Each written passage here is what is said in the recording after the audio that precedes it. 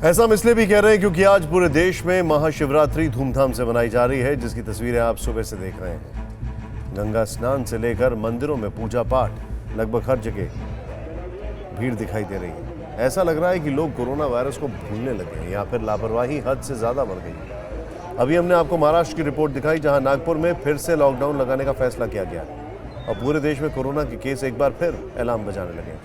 इसलिए हमारी आपसे अपील है कि तीज त्योहार जरूर मनाएं, लेकिन सोशल डिस्टेंसिंग और मास्क पहनने के संकल्प को न तोड़ें, क्योंकि बचाव ही किसी भी बीमारी का पहला इलाज है।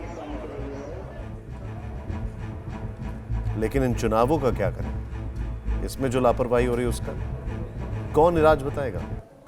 खैर, अब फिक्र विश्व बिरादरी में कूटनीतिक रिश्ते की। दादागिरी दिखाते चीन पर नकेल कसने के लिए कल दुनिया के 4 शक्तिशाली देशों के बीच बड़ी बैठक होने वाली है। भारत, अमेरिका, जापान, ऑस्ट्रेलिया के शीर्ष नेताओं की क्वाड ग्रुप के पहले शिखर सम्मेलन में शिरकत करेंगे, जिसमें प्रधानमंत्री मोदी, अमेरिका के राष्ट्रपति जो बाइडेन, जापान के प्रधानमंत्री योशिहिदे सुगा और ऑस्ट्रेलिया के प्रधानमंत्री स्कॉट मॉरिसन हिस्सा लेंगे और चीन के खिलाफ नई रणनीति बनाई जाएगी।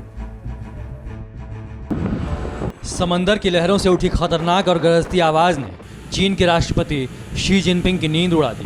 भारत, अमेरिका, जापान और ऑस्ट्रेलिया, इन 4 देशों की चौकड़ी और नवंबर के महीने में मालामार एक्सरसाइज से बीजिंग बौखला उठा। बार बार चीन क्वाड देशों को मतलब के यार कहकर चिढ़ाता रहा, लेकिन क्वाड ने ऐसी कमर कसी है कि ड्रैगन का हौसला डगमगाने लगा है। देखिए, चीन को घेरने का ये वो क्वाड फार्मूला है जिसके आगे जिनपिंग की हड़प नीति हाँफ जाएगी। लद्दाख से जापान तक ड्रैगन की विस्तारवादी साजिश दम तोड़ेगी। चीन के दुश्मन देशों का हौसला बढ़ेगा और कम्युनिस्ट पार्टी ऑफ चाइना का गुरूर चूर चूर होगा। 12 मार्च 2021 का दिन वैश्विक कूटनीति के इतिहास में एक महत्वपूर्ण दिन के रूप में याद किया जाएगा। क्वाड की मीटिंग में हिंद प्रशांत क्षेत्र में चीन की बढ़ती चुनौती पर लगाम लगाने को लेकर चर्चा होगी। इस क्षेत्र में रणनीतिक और सैन्य साझा सहयोग के एजेंडे पर बात होगी। कोरोना जैसी महामारी से निपटने में चारों देशों की भूमिका पर भी बातचीत होगी।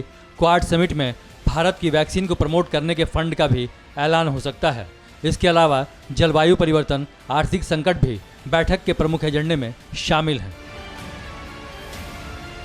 क्वाड की इस मीटिंग का हिस्सा होंगे भारत, जापान, अमेरिका और ऑस्ट्रेलिया।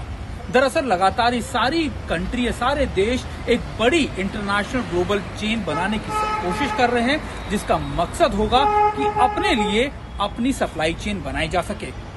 जापान लगातार भारत को और ऑस्ट्रेलिया को इसको लेकर ज्यादा आगे बढ़ा रहा है, क्योंकि उसको उम्मीद है कि भारत और ऑस्ट्रेलिया इसमें बड़ा रोल निभा सकते हैं और चीन की मदद से या फिर चीन पर आत्मनिर्भर होने के बजाय अपनी सप्लाई चेन को मजबूत कर सकते हैं। इस बैठक में भारत से आसियान देशों के बीच ईस्ट वेस्ट कनेक्टिविटी को बढ़ाने पर जोर दिया जा सकता है, ताकि चीन के नॉर्थ साउथ कनेक्टिविटी को करारा जवाब दिया जा सके। इसके अलावा इंडो पैसिफिक क्षेत्र में इंफ्रास्ट्रक्चर परियोजनाओं के संयुक्त फंडिंग पर भी विचार किया जा सकता है। उधर क्वाड के राष्ट्र प्रमुखों की बैठक के नाम से ही चीन बौखला उठा है, लेकिन चीन पाकिस्तान इकोनॉमिक कॉरिडोर यानी सीपैक बनने से पहले वो कुछ नहीं कर सकता, क्योंकि बीजिंग की एक चूक से भारत उसके मलक्का स्टेट वाले कारोबार को काट सकता है और चीन के 80% तेल की आपूर्ति को बाधित कर सकता है। इसीलिए क्वाड मीटिंग के आने वाले नतीजों से पहले ही चीन खौफजदा है। चीन के भोंपू मीडिया ग्लोबल टाइम्स में उसकी खींच दिख रही है, क्योंकि जहां चीन की वैक्सीन को पूरी दुनिया दुत्कार रही है, वहीं भारत की वैक्सीन पर 40 से ज़्यादा देशों ने भरोसा जताया है।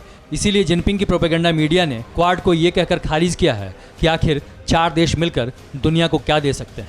इससे पहले अक्टूबर में जब क्वाड मीटिंग में विदेश मंत्रियों की मुलाकात हुई थी, तब चीन ने इसे षड्यंत्रकारियों का विशेष दल कहा था।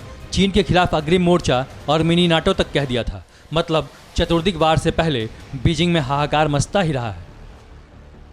इस बार भी क्वाड समिट पर चीन की पूरी नज़र है, लेकिन पूरी दुनिया को उम्मीद है कि इस बैठक से चीन पर साझा समझ बनेगी और ड्रैगन पर नकेल कसने का पक्का रास्ता निकलेगा।